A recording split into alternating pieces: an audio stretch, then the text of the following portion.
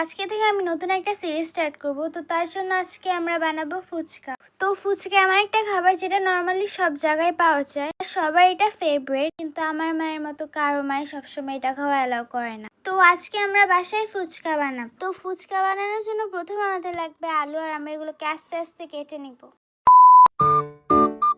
তো এখন আমরা সবগুলো আলুকে বয়ল করে নেব যতক্ষণ না পর্যন্ত এগুলো গরম হয়ে যায়, মানে নরম হয়ে যায়।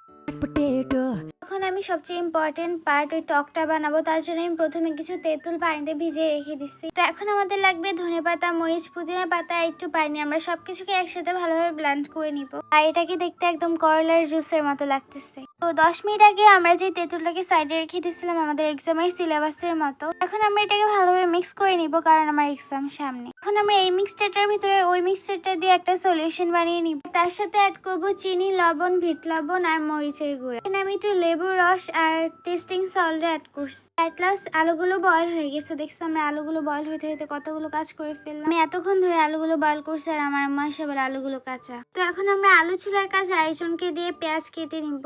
তো পেঁয়াজ কাটার পর আমি রিয়েলাইজ করে যে আমি পেঁয়াজগুলো অনেক বড় বড় সাইজে কেটে ফেলছি। তো আমার আবার এগুলোকে ছোট ছোট সাইজে কাটা লাগছে। তো সব কষ্ট সাইডে রেখে আমি কয়েকটা ফুচকা ভেজে নিচ্ছি।